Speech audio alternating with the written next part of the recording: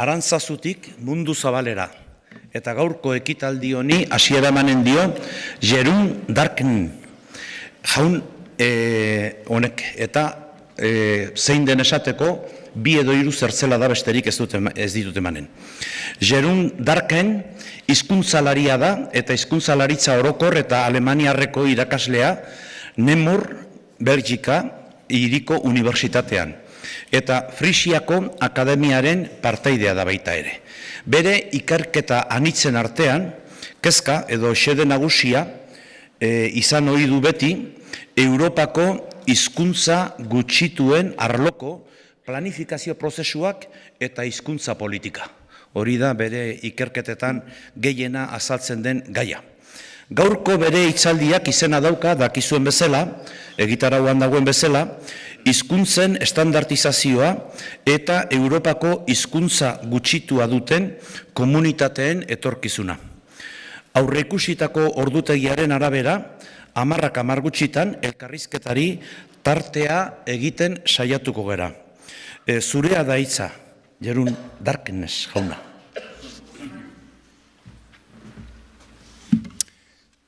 Thank you, Mr. Chairman, for the kind introduction. Thanks to the organizers for having invited me. Thanks to the audience for being here. I will try to make it as brief as possible, so I will try to limit my talk to, let's say, 45 minutes or so that we can at least have a discussion, because I would also like to hear your voice. I structured my presentation in 3 parts, so I will first of all take you back in history, talk a bit about, let's say, the shifting weight of languages from early modern Europe until the present day. In a second step, I will briefly discuss a model of language standardization based on the theories of Einar Haugen, and to conclude, I will, let's say, briefly discuss minority language standardization. Now, since I only have 45 minutes, I will have to generalize things, I will have to use grand narratives, but I would like you to keep in mind the principles of the ecology of language, which means, of course, that every situation of a majority language, a minority language, is historically unique, and that there might be many more differences than commonalities. Now, to start with, I don't know if you know the work of the social historian Peter Berg of Cambridge University, who wrote a book on language communities in early modern Europe, in which he, in a very clear language, describes how Latin, over the centuries, lost weight and the vernaculars gained weight. Gaining weight, that means, of course, that they were used in new functions, in new domains, that they increasingly were fixed, that they were spread in a more or less fixed form due to the existence of print, so that's something that we owe to Gutenberg, and that this fixation of languages, to the example of Latin in many cases, helped to bring about more unity in the diversity of the written varieties of the different diasystems that existed back then. If you look at the first printed books and the first translations of the Bible in the vernaculars, you notice in these lists here that next to the big languages like German and Spanish and Swedish, also minority languages feature quite a lot. So you have a translation of the Bible into Catalan in 1478, one into Basque in 1571. So the power differential between those languages was not yet the same as it is, of course, today. So you have these translations of the Bible in minority languages, well, minority languages that we know today. The same goes for the grammars and the dictionaries that were developed at the time. Michael mentioned the work of Nebrija yesterday in his talk. You also have grammars, of course, for German, for French, but also for Welsh, for example, in 1592.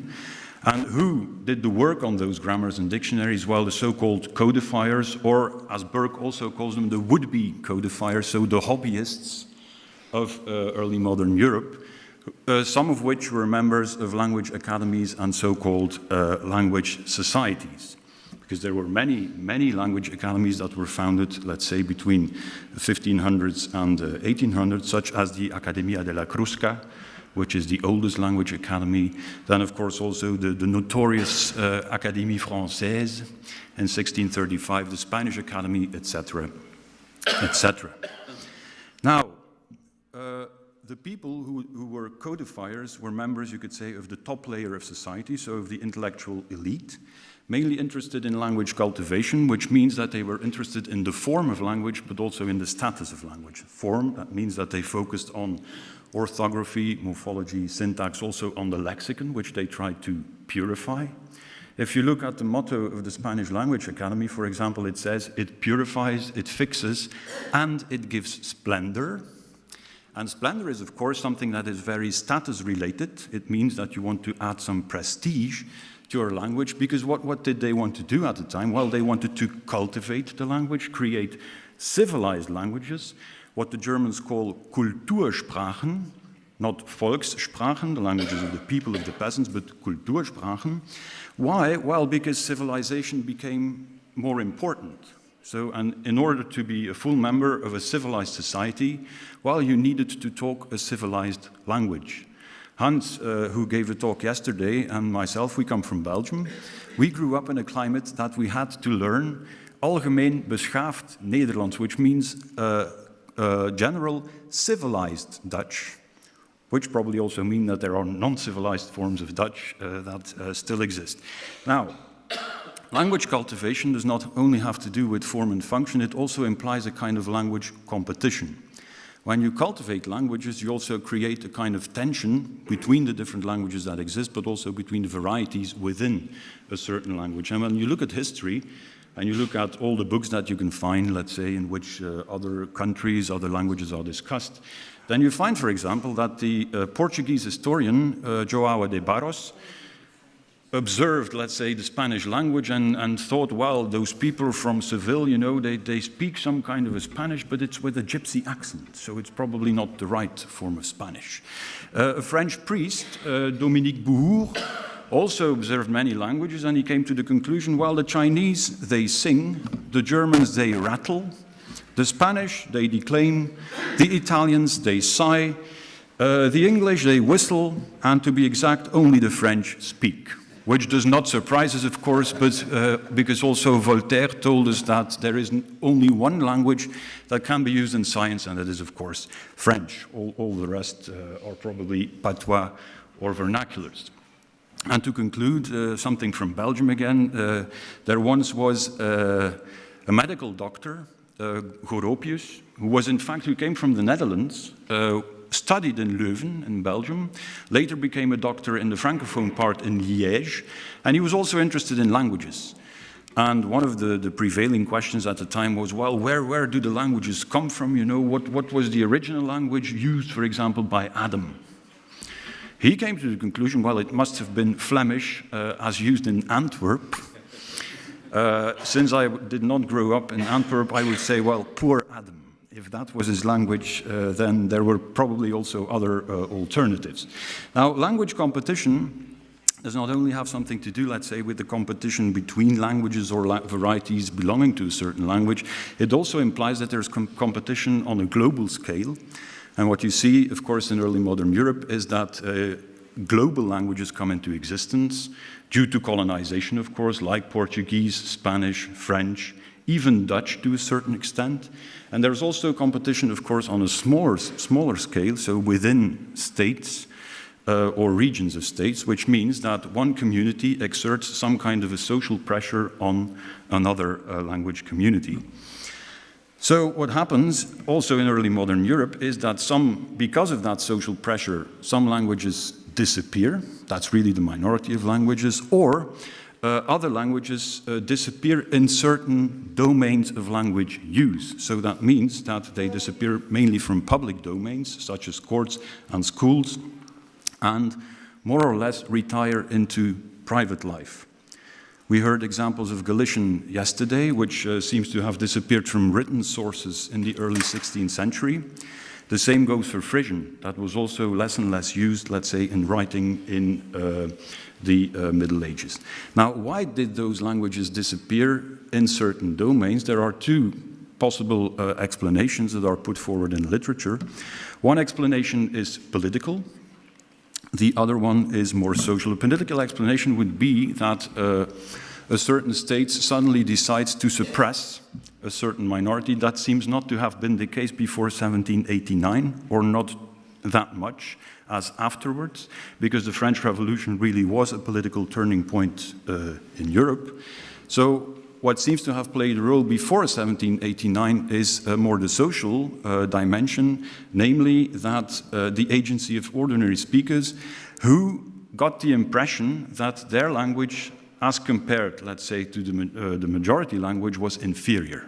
So that's the kind of inferiority complex that you find even today in many minority language communities that originates in early modern Europe. And that causes, let's say, language shift from Welsh and Irish to English, or from Breton, Occitan to French, from Catalan, from Basque to Spanish, and so forth. So what you get in those communities is a kind of a diglossia, which means that people start to use different languages with different people in different domains. You could also call that a process of minorization that, of course, continues, as we heard it yesterday, in the long 19th century. Why? Well, because of processes of both in-migration and out-migration. You have industrialization that causes in-migration, which brings, let's say, foreign people or people who speak another language to your territory. They exert a pressure on your language group, which means that they bring a language that mainly has more prestige, which again, let's say, increases the pressure on your own language. Processes of out-migration means, of course, that people from within the community mainly migrate to cities outside of the community. Why? Because they find work, a place to work there, and because those are the places, let's say, that have the power. Another factor that plays a role is the development of state administration, which also implies, let's say, the augmented use of a state language, and of course, general education. And education is considered by Guus Extra and Dirk Korter as one of the major reasons for the minorization of language communities during the 19th century. They write, the origin of what we now consider to be old or historical minority languages as minority languages lies in the 19th century, when, during the processes of state formation in Europe, they found themselves excluded from the state level, in particular from general education. Now, a word that deserves attention here is nation-states, because, as you know, that went a bit too fast, this idea that there is a strong link between a state, a nation, and a language, while it originated at the end of the 18th century during the French Revolution, was also an idea that was very much present in the philosophy of Romanticism in general, and of course German Romanticism in particular. That stated that in processes of state formation and nation building, language is to be seen as a kind of a unifying force, or as the Germans call it, Sprache ist die Seele der Nation, so language is the soul of a nation. And of course, for language to become a truly unifying force, well, you need to do some work. So what you see in the 19th century and also at the beginning of the 20th century is, let's say, an increase in what you could call language engineering activities. Because the academies that already existed, well, they started to work on a modernization of the state language. So what you get is the development of the so-called modern standards of the state languages. You also see that at the level of universities, the language sciences, the arts and humanities come into existence, which means that you have scholars who dedicate their life to the description of a language or the development of a language. And another thing that you see is that towards the end of the 19th century, beginning of the 20th century, new academies are being founded. Hans yesterday mentioned the Selskip voor Friske Taal en Schriftenkenntnisse, so which was a kind of, Selskip means in German Gesellschaft, so an organization for the development of the Frisian language and literature, that is. The Ladins found their Union des Ladins in 1905. 1906, the Galicians have their academy. 1918-19, the Basques. The Domovina is founded in 1919. That's the Academy of the Sorbs in Germany. And in 1938, you have the Friske Academie. Right? So lots of activities, lots of academies that are being established. But of course, their activities are more or less hampered, you could say, at the beginning of the 20th century for a number of reasons that we all know. Well, first of all, there is most of the time internal disagreement within the academy, so that does not, let's say, favor or is not in favor of the development of a standard language at all. You have the social pressure from the majority, but you also have major devastating world events like the First World War, the Spanish Civil War, the Second World War, and also the financial crisis that had a very negative impact on the development of many, let's say, minority language communities. And we have to wait until the post-World War II period for the next period of ethnic revival. And as you all know, well, I wasn't born right after the Second World, but those who were have witnessed a rapid social change. So the growth of the services industry, for example, did not exist in the same form before the Second World War. The massification also of higher education, which was a very important step. And linked to that is, of course, the undeniable role or importance of state languages in administration, services, mass media, and education. Now, the good thing for minority language communities was, of course, that lots of young members of the language minority community started to study at universities, got familiar with the climate of contestation, brought a critical spirit back to the community, and started, let's say, to form circles of language advocates together with poets, priests, young professionals, etc., and contributed a lot, let's say, to critical thinking about the possible fate or possible future of their own language. And they quickly identified, let's say, the major challenges related to minority language development or minority language maintenance, if you want. And those challenges can be summarized as follows. So first of all, you are confronted with a problem concerning the intergenerational transmission of the minority language, the fact that it's not being reproduced in families. So how do you engage in capacity building? How do you make sure that people, young people, children, acquire the minority language? Second major challenge is, of course, how do you promote language use, minority language use in the public, the semi-public, the private sphere? So you have to create opportunities to use the language. Thirdly, how do you positively influence attitudes or favorable attitudes towards the minority language? So how do you create desire or willingness to use the minority language? And especially for minority language communities whose language is not a state language, right? So like Basque or Breton or Frisian, or other case language minority communities who want to move their language away from a related state language, like the Alsatians or the Silesians in Poland.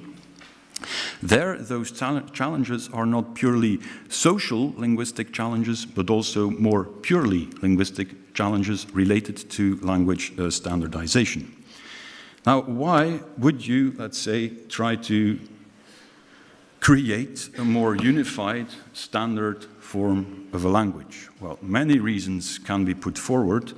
One of the reasons that is cited in literature is, first of all, the widespread belief, most certainly in Europe, that non-standard languages or non-standard varieties are not real languages. And I talked a bit about early modern Europe, and you know now where the idea comes from, right? You want to develop Kultursprachen, civilized languages. And then there's also the idea that a standard variety, instead of a coexisting, sometimes almost idiosyncratic, let's say, mix of written varieties, makes it easier to pursue intellectual goals in the minority language, also facilitates written minority language use in a wider variety of prestigious language domains, so it helps to raise the status of a language, facilitates the transmission of the minority language in formal educational settings, so at school, from kindergarten to secondary school, even to university, and in some cases supports a so-called nation-building project, or at least helps to create a sense of common identity for the minority language community, or as Jean-Michel Éloi called it, une identité culturelle plus forte. You could also say it helps to create some kind of a roof under which all the other language varieties can find a home. Now, Then I come to the second part of my talk, because I talked about standardization, but how does that work, standardization? So what are the different phases of the standardization process? In order to explain that, I will make use of a model, a language planning model developed by the man you see here on the left. It's a beautiful picture. I think that is the Norwegian, well, the American Norwegian language scholar or sociolinguist Einar Haugen, who based himself, when he created the model, on the standardization of Norwegian, and the many conflicts, of course, that surround the standardization of both Bokmål and Nynorsk. And he created a model back in the 1960s already, changed it a bit in the 1970s and 1980s, that still serves as a tool that is used in what you could call comparative standardology. And the model looks like this. So he makes a distinction between, let's say, 4 phases of the language standardization process. First of all, you have a phase of selection, then you have a phase of codification, a phase of implementation, and a phase of elaboration. Now, the first phase, the selection phase, in fact, starts with the identification, you could say, of a problem. The problem could be we do not have a standard language. So how do we proceed? Well, there are quite a number of possibilities. The main ones are either you base yourself on one of the varieties that are available, that's monocentric selection, or you base yourself, let's say, on all the varieties that are available and you try to make a kind of a mix, what they call in German Ausgleich. Another possibility would be to construct something new, or to reconstruct something on the basis of older stages of your language, so that you could go back pretty far in history to construct a standard. Now, once you've done that, first phase, the next logical step would be to codify that variety, the standard variety. That means that you start developing dictionaries and orthography, grammars, etc., etc. So lots of the things we talked about yesterday. Once you've done that, you implement what you codified, right? That means that you try to diffuse, you spread the word in a sense. You diffuse the language and you make sure that it is accepted by those who have to use it, which implies, of course, that you will need some correction procedures, you will have to rely on feedback from the community, and you will need to evaluate what you did. And in the last step, you try to elaborate, let's say, the implemented variety, which means lexical modernization, a revision of syntax, morphology, all the things like that, and also stylistic development. That, you could say, is related to what has been called Ausbau. So you try to elaborate your language. You also make sure that it has access, let's say, to domains that it had never access to before, right? You start using it in university, in technology, etc., etc. Now, that's the model. And as with every model, you could say there are certain strengths and there are certain weaknesses. Now, what's the strength of this model? I think that it's conceptually clear because it identifies in a very clear way 4 stages of the language standardization process. So, according to me, it has pedagogical value because it does precisely that, right? It tells you what is important in standardization. Now, there are also some weaknesses. I use the word micro-criticism here because I'm fully aware of the fact that Haugen himself was aware of those weaknesses as well. So I'm not the one here who is criticizing Haugen for this, but let me just briefly point out some minor weaknesses. First of all, you have the numbering, 1, 2, 3, 4. Well, Haugen himself said, well, the numbers indicate the order in which we shall discuss them, a potentially logical order, that not necessarily corresponds to the order in real-life experience, right? Because if you look at language standardization in reality, you are confronted with partly overlapping, closely related, simultaneously, or phases that go on simultaneously or even cyclically, right? So that is a first problem, a minor problem when you know the way in which Haugen himself, let's say, discussed the numbering. Second thing, the teleological nature. So it's goal-oriented, you could say. You start from here and you end there. Well, that's a bit in contradiction with the cyclical process because standardization, in fact, never ends. It's a process that continues. Why? Because languages change all of the time. So your standard will also change in the course of time. Thirdly, when you look at the 4 phases, well, it seems that they have an equal weight. Of course, in reality, that's not the case. right? The implementation stage, for example, is a very heavy stage. I would use a very difficult stage, so that has, according to me, more weight than the phase of selection that you leave behind you once you have selected. Now, there is the invisibilization of power in the model, because power plays an enormous role in standardization all over the world. It does not, let's say, visualize the competing jumble of standardization processes, but because standardization, mostly we're not talking about one single process, but about many processes that are competing, right? Some persons want to standardize the language in this way, other persons want to standardize it in another way. So you are confronted with parallel processes of standardization.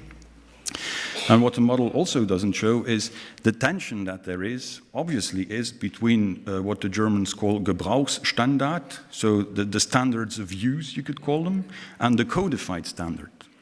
Because the codified standard is an ideal, right? And if you look at reality, that ideal is not always reached. And it's not necessary to reach it. I mean, it's something that you strive towards, but if you do not reach it, that's not, in fact, not a problem at all. Now, main question for us, of course, is when you look at this model, does it help us to describe the standardization process in minority language communities? And that is the reason why a colleague and I decided to, let's say, ask a number of colleagues who work on minority language communities to write an article on language standardization processes, for example, in the Latin community in Meänkieli, which is Tornedal Finnish in Sweden. On what else was there? There was Cornish, Mirandese in Portugal, and we also had an article on Manx. And we asked them, well, please use Hogan's model to describe the standardization of those minority languages and make use of the four phases: selection, codification, implementation, and elaboration. Now, when reading those contributions, our conclusion was, in fact, the model is not really, let's say, suited to describe as such, right, with the four phases to describe standardization processes in minority language communities, for the following reasons. First of all, if you look at contemporary standardization efforts, it's very difficult to distinguish the phases of selection, codification, and elaboration. In fact, you are confronted with chaos, right? Or, to put it more negatively, a complete mess sometimes, right? Because everything is intertwined and it's not easy to say, well, this is codification, that is elaboration, there are lots of synergies. Second thing here is that the dimension of implementation, according to me, has a totally different weight in minority language communities as compared to, let's say, the majority language communities that profit from centuries of language standardization. Because my impression is, but it's an impression, we can talk about it, you can criticize it as much as you want. My impression is that standardization in minority language communities is not as much a process that accompanies or is part of social change, but is more a process that is meant to bring about social change within a very short period of time, and in a society in which a standard variety of the majority language is already present. So you already have a standard variety of a language, but you want to create a second one next to that, next to the majority language standard. So that is my criticism, and now the question is, well, okay, so when you say that, how does language standardization, according to you, function or should function in an ideal world in minority language communities? Well, this is the ideal scenario that I present now. I will criticize it later on or say where things can go wrong. But in an ideal scenario, contemporary minority language standardization, I think, comprises two interrelated complementary fields of action based on Hogan's model.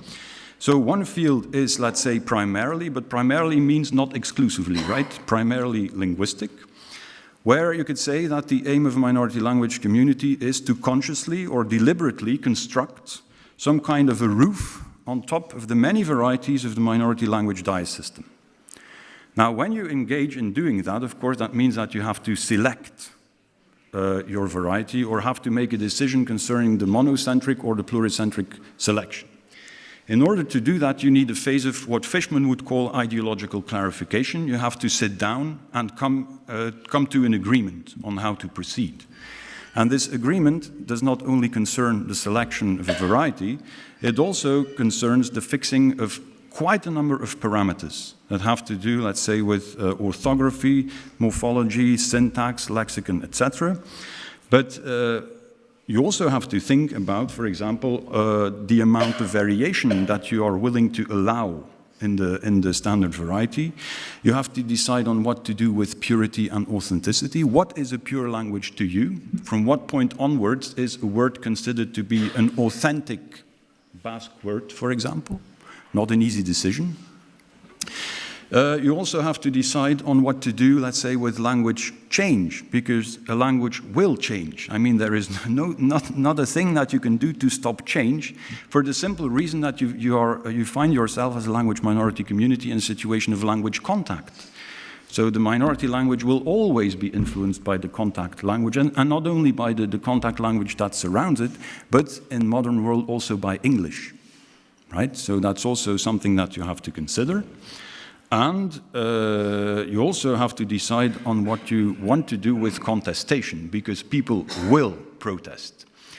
People will be angry that you change things, or that you, let's say, make a decision for word A and not for word B, or for letter A and not for letter B, etc., etc. So that is inevitable. So this is the more purely linguistic field. The other field is the primarily social linguistic field of standardization, where also quite some ideological clarification is needed, because the first question is, of course, well, standard variety, but why do we want this? What do we want to do with the standard variety? And how are we going to, let's say, relate first of all, the creation of a standard variety, and secondly, the implementation of a standard variety to, let's say, language maintenance problems related to intergenerational transmission, minority language use, and attitudes towards minority languages. So that is a very important point. And when doing that, you have to make sure, of course, that you will have the support of the community, and of course also of the people who have the power within the community, the politicians. If you don't have political support to start implementing things, well, the question is, should you even try to implement them, because the chance that they will be implemented is rather minimal. And it's not enough, of course, to think about goals themselves. You also have to think about how to reach them. And that's the real implementation stage, so the roadmap that you need in order to, let's say, arrive at your destination. And there you have to be able to rely on resources. You need multipliers, so people who will start using and spreading the standard variety. And you also need to anticipate the actual use, right? Because it's not enough to transmit a standard variety. You also have to make sure that people start using it. Perhaps not exclusively, but in certain domains of language use. Now, of course, I talked about, let's say, the theoretical goals. Now, the question is, who takes the lead in all of this? And there, you all know that you are confronted with many, many actors, let's say, that participate in the language standardization process. A colleague of mine, Ulrich Ammon, who is a German professor, developed a model which he called this field of social forces implied in language standardization, where you see that you have experts, mainly linguists, but also poets, writers, and then you have what he calls model speakers and writers. That can be journalists, writers, lawyers, so people who use language as a tool in their daily activities. And probably the best thing to do, because you all know too many cooks spoil the broth, right? So you cannot, let's say, standardize a language with too many people around the table. You need to make a selection of people, and they then have to, let's say, make a proposition, suggestions that are debated, that are revised, and then that are then put into practice. Now, all of that is, of course, theory is an ideal scenario. We all know that it goes wrong. Well, not always, but some of the time, you are confronted with quite some problems. So the question then is, where does it or where can it go wrong If we look at the first field of action, which is the primarily linguistic field of action, well, it sometimes goes wrong at let's say, the stage of selection, because people do not reach an agreement on which variety to select or which varieties to select as a starting point for the creation of a standard variety. So what you get then is strife, forms of latent and manifest language conflict related to what the language is or is supposed to be, right? Because you are always confronted with power brokerage. Language is a system, is a symbol, I already told so. A letter can become very important. You talked about the letter H, right? In the Basque country, there are other examples in other language communities. And when you standardize in modern times, well, you are confronted with the fact that there is a democratization of the linguistic debate. That's a problem that the standardizers in early modern Europe did not have. I mean, they were the only ones in charge, let's say, of the standard. Now you are confronted with Facebook groups or Twitter or protests, so everybody has an opinion on language, and the question is what to do with that. Now, so if you look at other minority language communities in Europe, you are sometimes confronted with what I call notorious cases of disagreement on the selection of a standard variety, such as in the Breton community in France, where there is no one single standard variety, but where there is a kind, there was, now it's a bit better these days, but there was a heavy competition between Purin-Vent, which is Breton unifié, but it only unified 3 of the 4 dialects, not the 4 ones. And you have also Breton universitaire, so which is, the word itself already says so, it's a kind of Breton, you know, that is, well, a bit too sophisticated, right? Not a Breton that serves, let's say, normal daily purposes. Same problem in Sardinia. Those of you who have visited Sardinia, who perhaps already participated in language conferences in Sardinia, well, if they start talking about a standard variety, they end up shouting, right? And most of the time it's the people from the south against the people of the north, who each, let's say, represent a dialect. And the government was very well aware of that, and at a certain point in the beginning of the millennium decided to create a unified Sardinian language. 2 attempts were made. First, Limba Sarda Unificada, 2001. Second attempt, Limba Sarda Comuna, 2005. None was accepted, right? So the people didn't want to make use of that standard variety. They said, no, we don't want it. Well, the people or the pressure groups. And the most recent development is that there is now something called like a norma campidanesa, which is a norm based on one of the dialects. That would then be a norm next to, let's say, the Limba Sarda Comuna, but it's not clear in how far, let's say, this solution functions. So that is one problem. Another problem is, well, another, let's say, thing that minority language communities disagree on is the degree of distance of the minority language to a related language and or the surrounding majority language. So we heard a talk on Galician yesterday, and in the case of Galician, there is this debate that is still going on, I think, related to the question how far is or do we allow Portuguese to be a point of reference for Galician. If you would talk to the Alsatians in France, Alsatian, which used to be a dialect of German, but after the Second World War they didn't want to have anything to do with the Germans, so they tried to create a bigger distance between their variety and German. Well, there the question is how much German is allowed in Alsatian, right? And that also creates tension. Question that plays a role in almost all minority language communities is what to do with the modernization or elaboration of the lexicon. What do we do when we create a new word, or we need a new term? Do we go back to the older stages of the language? Do we rely on the surrounding majority language? Do we use English, or do we do something different? Right? Creates, or can create, quite some conflict. Now, when we turn to the second field of action, the social linguistic field of action, what you sometimes see is that people have a standard variety, but what fails at the end is the political support to implement the standard variety. That was the case in the Latin community in the Italian Dolomites, who from 1984 onwards created a commission to unify Latin. In the 1990s, lots of resources were mobilized to develop such a standard variety. They got the help of a Swiss professor who was in charge of the standardization of Romansch Jeroen. And eventually they ended up creating Ladin Standard.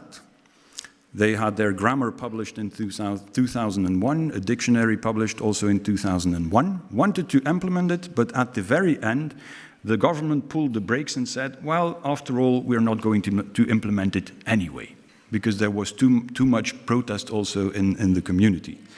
I talked about Sardinia, right, where the government created 2 standard varieties tried to implement it, but the population did not want to accept it. So acceptance is a very big problem sometimes. And then a third point where it can go wrong is that standardization authorities are blind for or very uncertain about what to do with language variation and the contributions of varieties, the different varieties that exist, to, let's say, minority language vitality. But because, let's face it, you sometimes have the tension that you can characterize as follows. You have a standard, right, which is used in formal domains of language use, that you transmit in the schools, that is used at universities, in the press, etc., etc. But the real vitality of the language is to be found on the ground, you could say, in the community. So the youngsters who use it when they go and eat, when they cook together, like you often do in the Basque Country, fortunately, because what you can eat here is wonderful. But that is where the language is really alive, because there you could say that the people start appropriating what you have given them, right? You've given them a language, also a standard language, but the language that is theirs is a language that they use in their everyday life, which does not necessarily correspond to the standard variety. Of course not. I mean, if you look at other language communities, you will find the same. A German in Bavaria, well, he speaks Bavarian at home. He doesn't speak standard German. Why would he, right? It's not necessary. It would be very, very, very strange if a Bavarian at home would start speaking standard German. Right? Everybody would say, what is happening in Bavaria? That is not normal. So this is a point that I will come back to, but first I would like to, and I'm almost finished, right? So I think 5 more minutes, that should do. But I first would like to introduce perhaps a bit of a controversial question, and that is, well, is a unified form, a standard form, or a unified standard form, whatever you want, is it really necessary to have such a form to ensure minority language maintenance? When you look at the Latin communities in the Italian Dolomites, they don't have a standard variety, was not implemented. What they have are 4 varieties, 4 written varieties that have been developed in the course of the 20th century. Well, and they seem to do fine with these 4 written, or 5, well, depends on the way you count, 4 or 5 written varieties that are mainly used in the 5 different valleys within the Italian Dolomites, and also transmitted in school, right? These written varieties. Sometimes the differences are small. Between other varieties, the differences are a bit bigger, but it seems to work. Of course, this is a community of 30,000, 35,000 speakers, right? 35 divided by 5, that's about 7,000 per variety. The question is that sensible? Wouldn't it be better to opt for a standard variety which would facilitate the publication of, let's say, manuals that you can use at school, etc., but they don't want to. And if they don't want to, I mean, it's not very useful to impose such a standard variety. Now, so there they have, you could say, 4 or 5 standard varieties, right? Whether you could call them standard language varieties or something else, that's a different discussion. Another interesting example is Corsica. So that's the island that belongs to France, where they claim that you should forget about the distinction between language and dialect, right? They claim, or at least one Corsican linguist, Marcellesi, claims, well, what we have is not a standard variety. We don't have standard language as dialect. Our language is a polynomic language, right? Langue polynomique. What does that mean? Well, it is explained, I think, yes? Finished? Yeah, but I'm almost finished here. So that every inhabitant of Corsican can privilege his own variety of Corsican and can use it whenever and wherever he wants. It's even written in the laws that at school you cannot impose one variety of Corsican on the pupils. They are entitled to use whatever variety of Corsican they want. The question is, does that work? Right? Well, apparently, in reality, it's a principle that is very difficult to imply, because if you say everybody is entitled to use his own variety at school, that would mean that the teachers would have to know all the varieties in order to be able, let's say, to assess their pupils or to communicate with the pupils. And what you also see, and I'm going a bit fast here now, is that in Corsica you have a development driven by the media, you could say, or let's say, especially in the media. There is this new variety of Corsican that emerges, and that is in fact a sort of Corsican French, as you could call it, right? Because that seems to facilitate communication all over the isle. And then the question is, how Corsican is the Corsican that is used in the media, in fact, right? Is it still Corsican, or is it a variety of French? So that might not be the best way to deal with things either. And this is really the last slide, Mr. President, so I'm almost finished. So the question is, what's the role of standard variety in language maintenance? Well, to conclude, I think that if it is established on the basis of a broad consensus and implemented by the book, right, according to everything you should do, I think it facilitates intergenerational transmission in formal settings, so minority language production. Think about all the immigrants in the Basque Country that have the opportunity to learn Basque at school. It's a very good thing. It encourages the production. Standard variety facilitates the spread of minority language use in as many public and semi-public domains of minority language use that target the entire or a considerable part of the community. It contributes, I think, in a positive way to the image of the minority language as being a fully fledged language that has the advantage of being mutually intelligible, and helps to create a feeling of unity, because everyone should be able to identify with the standard variety. However, the standard variety, I think, will not automatically generate a more spontaneous and natural use of the minority language without, first of all, a careful consideration of variation at the time of language transmission, which means that it is vital to encourage real intergenerational transmission, so reproduction of the language within the home, family, neighborhood, community, that flanks the transmission in formal context. It is vital to work on the pedagogy of variation, or on language awareness, you could say, in more formal context of intergenerational language transmission, so in the schools, basically. And it is vital to allow for flexibility and to embrace rather than to stigmatize variation when you see that there is a variation of the standard variety or other sorts of variation in the community. And a second point, and that's the final one, so standard variety will not automatically generate a more spontaneous use of the minority language without a consideration of variation when elaborating, modernizing, evaluating the standard. And that is, I think, really important. That's also the purpose of this conference, I think, to enter into a dialogue with the members, because after all, you've given the standard variety to the community. They use it, they change it, so you should probably also monitor what the community does with the language and, let's say, come to a conclusion on what to do with the variation also within the standard variety. I apologize for the long time. I also would like to thank the interpreters for their work. It must have not been easy, but thank you.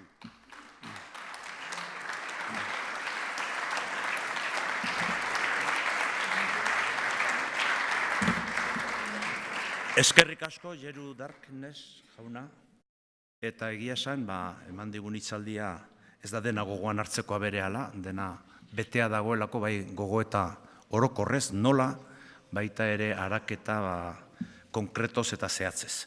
Orain, elkarrizketarako tartea da. Ia izaten dugun gutxienez, minutu batzuetan aritzeko aukera.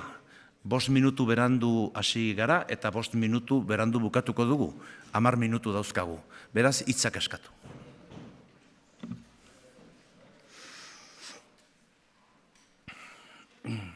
Gelditzeko eskatu diogu berari, baita ere erantzune bedu.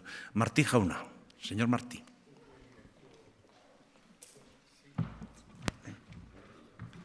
Barkatu.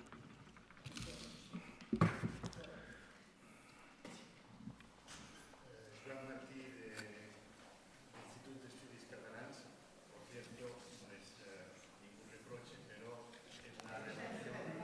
hace usted, sí, ¿se oye? En la relación que hace usted,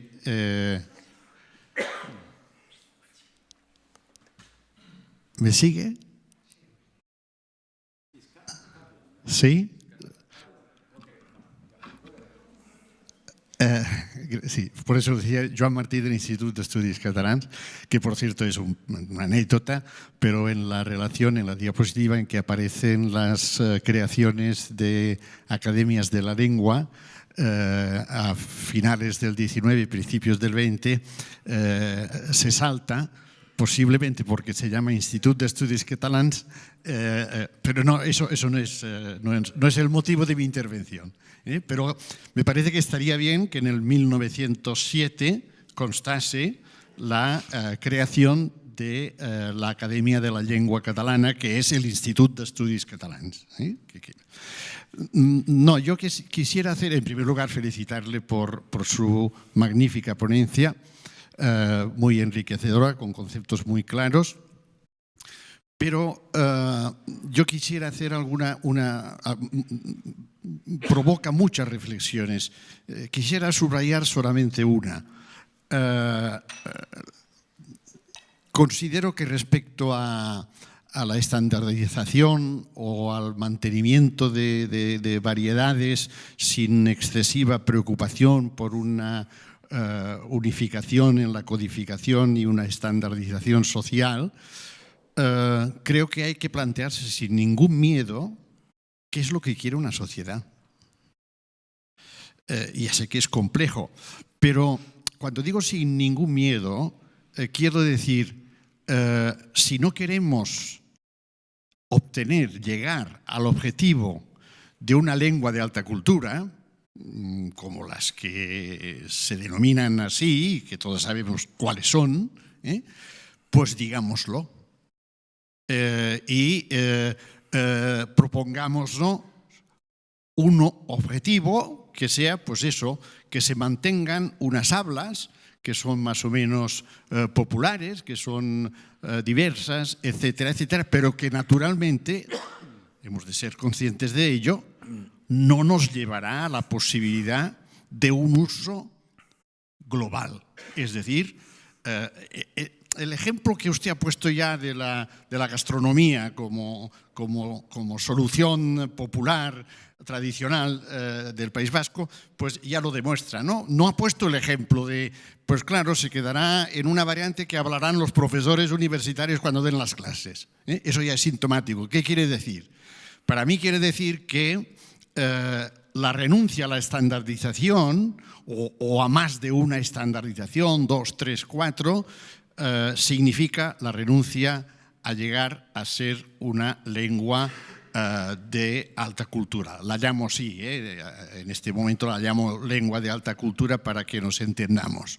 Esto por una parte. Tenemos que ser claros, porque si no se crean frustraciones por el hecho de que los ciudadanos se dividen entre los que esperan que aquello que hablan sirva para todo, para la más alta cultura y para la expresión más vulgar y más coloquial, y los hablantes que consideran que no, que ya tienen una lengua dominante que les va bien, y bueno, si esa lengua dominante permite que esas variantes subsistan, pues ya está, las utilizaremos, esas variantes, donde sea, pero será obviamente en campos de coloquialidad, desde el uso familiar, el uso lúdico, en los deportes, en la gastronomía, etcétera, etcétera.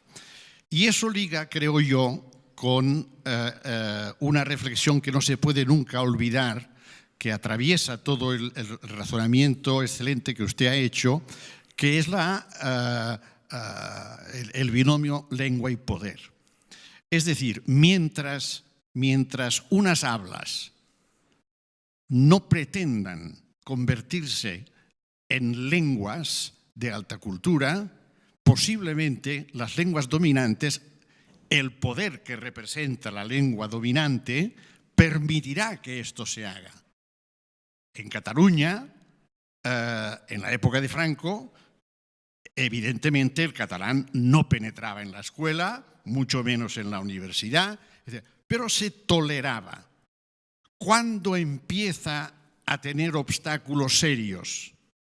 Cuando el gobierno central, con su lengua dominante, el español, se da cuenta de que la comunidad catalana no se contenta con el hecho de que en su casa nadie le prohíba, faltaría más, hablar en catalán.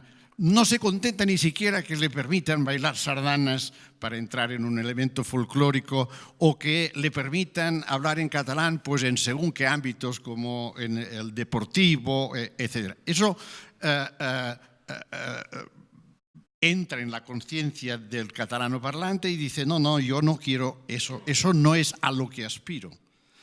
Y Franco permitía esas manifestaciones que las transformó en manifestaciones folclóricas de museo. Es decir, casi, pues esos diversos estándares de una sola lengua, esa sola lengua desaparecerá, se convierten en elementos que se podrían colocar en un museo y apretar un botón y decir, ahora verá usted cómo hablan esos dos, lo mismo que ve en otro escenario del mismo museo, pues cómo juegan a cartas o cómo juegan a un determinado deporte que es específico de uno u otro país. No sé si me explico. Es decir, cuidado que el consentimiento de diversos estándares responde, a mi entender, dentro de la concepción lengua y poder, responde a que el poder no tiene miedo de que esos estándares se conviertan nunca en lengua y por eso los permiten. Y por tanto, o nos conformamos con ser solamente eso, que es una opción, y no lo digo cínicamente, es una opción. O si no nos queremos contentar con eso, entonces el trabajo es muy intenso, la labor de las lenguas minorizadas, y desde luego tienen que ir por la vía de conseguir esa unificación y ese carácter nacional que decía Pompeu Fabra para el catalán, ese carácter nacional que venía a resumirse en eso, es decir, una lengua de todos, una sola, para todos y en todos los registros y en todas las actividades de la humanidad. Perdón que me haya alargado. Sí, es que ricasco, muchas gracias. Yo, si quiere contestar, le doy la palabra. Neba duzu? Bai. 30 seconds. I think what you said, of course, makes sense, and that's also why Fishman, I think, always stressed, well, be careful with language policy. Because once you start developing policies, you have to continue doing that. And it can have negative or it can have positive consequences for your languages. And what you sometimes see is that little communities like, for example, the Mirandese in Portugal, who do not have that much claims about their language, but their language is pretty well alive. Right? Without them wanting to develop their language into a fully fledged language that covers, let's say, all the areas, all the domains of society. But that is, of course, to the communities themselves to decide. Right? And that is really, that demands a sort of a debate, demands consensus, demands the definition of clear goals and the reflection on the consequences of the definition of certain goals. Would also be a bit awkward when you're in the process, let's say, of raising the status of your language to all of a sudden want to stop the rolling train. That is also probably not a very wise thing to do. So once you've started a process, of course, well, the thing is to continue with this process and to continue in a sensible way, right? Without wanting too much, but also without giving up too much. Right? And of course, the Basque case is, in that sense, it's a very special case. If you would look around in Europe and and the Catalan case, of course, as well, if you would look around and try to look for a minority language that, for example, is used at university level, well, that's not the case in Brittany, that's not the case in Friesland, that's not the case in the Alsace region, that's not the case for the Kashubians in Poland. So that is something that you established that you can be proud of, I think, because it's half a miracle in the case of the Basques, I think, that they succeeded in doing so. And as long as it helps the community and it doesn't cause too much friction, because it's right what you say, the more visible you get, the more the majority gets a bit suspicious about what is happening, of course, in the minority language community. But as long as democracy can play its role, I think, well, you should let it play its role, right? Also in minority language communities. But it is indeed a very important thing to consider. What do we want to achieve with our language? And that is also part of this ideological clarification that Fishman talks about, right? What do we want and how do we want it? And do we have the resources to do what we want or to achieve our goals? I know from a theoretical point of view, it's of course, it's easy to say, right? But the minority language communities have to do it. And that is the difficult part, of course. Ez dago hitza baino gauza merkeagorik eta ez da ere garestiagorik. Beste hitz bat emango dugu, badirelako dagoeneko 15, Lourdes.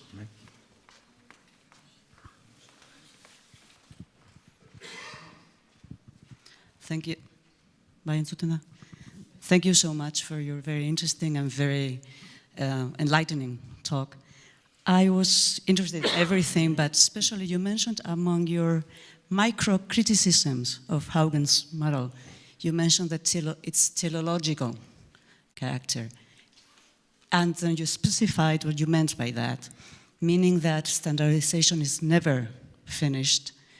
And I think in our case, we have no time, but we should invite you another time to talk about how you could pre-imagine or say what once as we are, that's the main basis of standardization, let's say, and be optimistic, is already accomplished.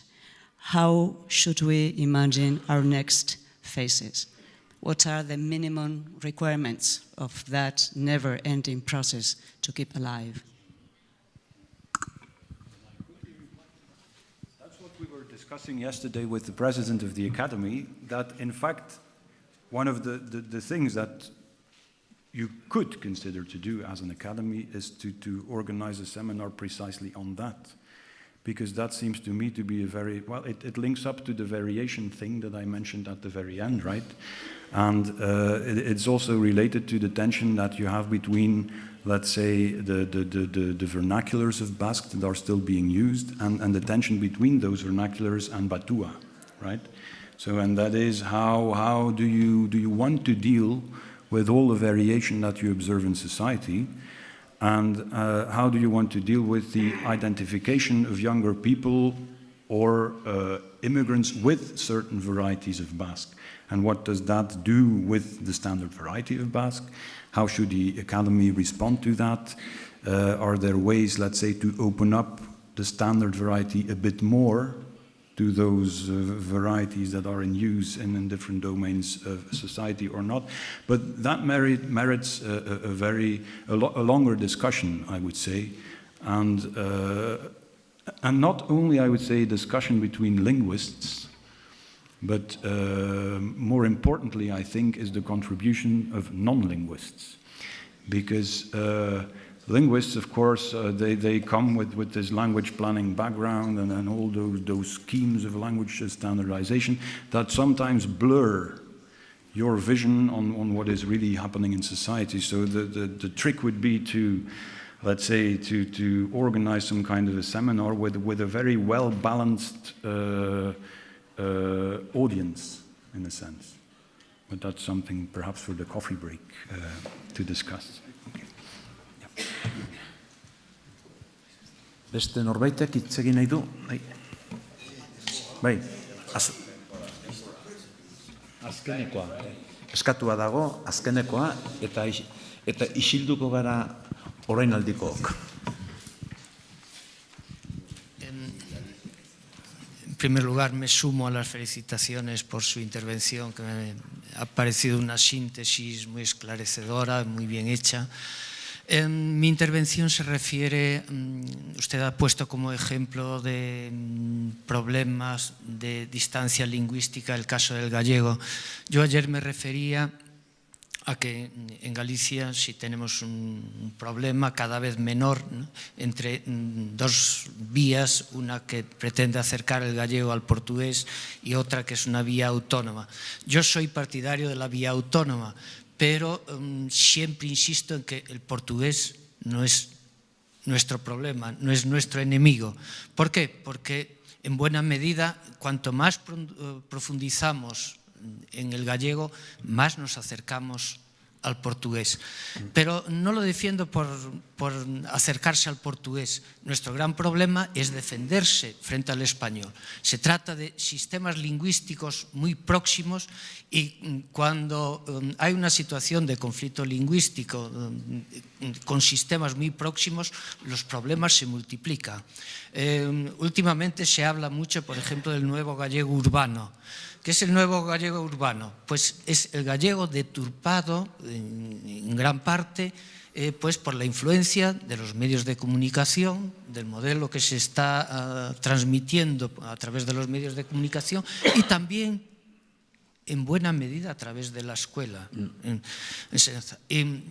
Cuando un gallego pues tiene un sistema vocálico de 5 vocales como el español, cuando de su manera de hablar desaparece, por ejemplo, el fonema fricativo prepalatal sordo, cuando tiene la entonación de las interrogativas del español o cuando es incapaz de pronunciar un N velar, tenemos un problema muy serio, porque corremos el problema de convertirnos, de seguir por este camino en un periodo de tiempo relativamente corto en un patois, en un dialecto del español, ¿no? Es verdad, las lenguas desaparecen pues, porque dejan de hablarse, pero también desaparecen porque son subsumidas con el paso del tiempo progresivamente por el sistema de otra lengua dominante. Por eso nosotros tenemos que estar muy alerta y creo que uno de los problemas importantes del gallego en este momento es la enorme interferencia de la lengua española y en este sentido yo creo que el aproximarse al portugués en ningún caso nos hace daño, sino que nos beneficia, ¿no? Eskerrik asko, eta orain bai bukatu egingo dugu eta hemendik jetxiko naiz bota baino lehenago. Agur guztioi eta eskerrik asko.